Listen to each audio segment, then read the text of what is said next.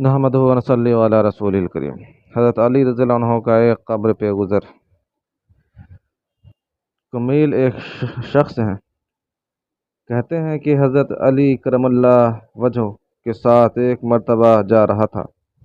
وہ جنگل میں پہنچے، پھر ایک مقبرہ کی طرف متوجہ ہوئے اور فرمایا: اے مقبرہ والو، اے بوسیدگی والو، اے وحشت اور تنہائی والو، کیا خبر ہے؟ کیا حال ہے؟ پھر ارشاد فرمایا کہ ہماری خبر تو یہ ہے کہ تمہارے بعد اموال تقسیم ہو گئے، اولادیں یتیم ہو گئیں، بیویوں نے دوسرے خاوند کر لیے۔ یہ تو ہماری خبر ہے، کچھ اپنی تو کہو۔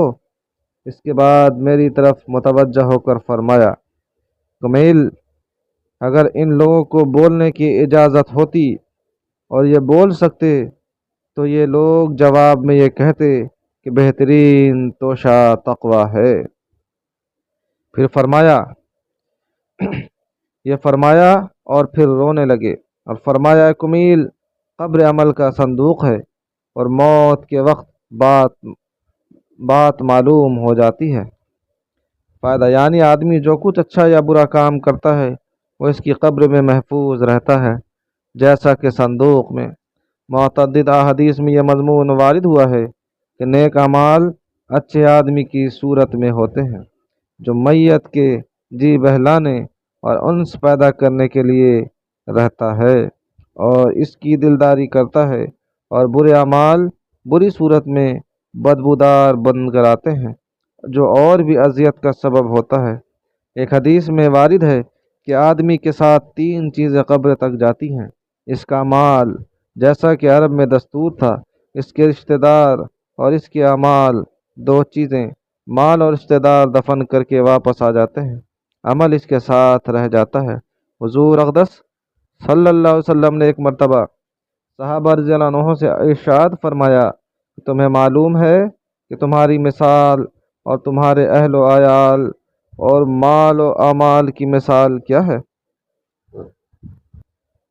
صحابہ رضی اللہ عنہ نے دریافت کیا، فرمانے پر حضور اقدس صلی اللہ علیہ وسلم نے ارشاد فرمایا کہ اس کی مثال ایسی ہے جیسے ایک شخص کے 3 بھائی ہوں اور وہ مرنے لگے۔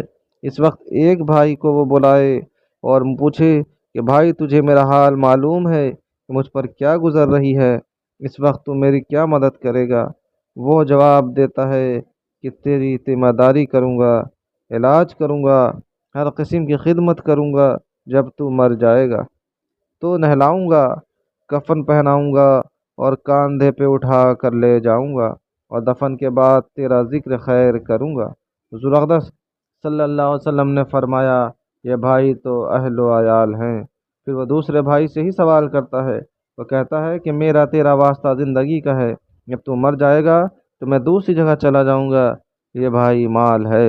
پھر وہ تیسرے بھائی کو بلا کر پوچھتا ہے، وہ کہتا ہے میں قبر میں تیرا ساتھی ہوں، وحشت کی جگہ تیرا دل بہلانے والا ہوں۔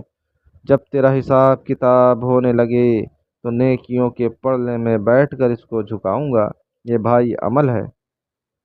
حضور اقدس صلی اللہ علیہ وسلم نے فرمایا: اب بتلاؤ کون سا بھائی کارآمد ہوا؟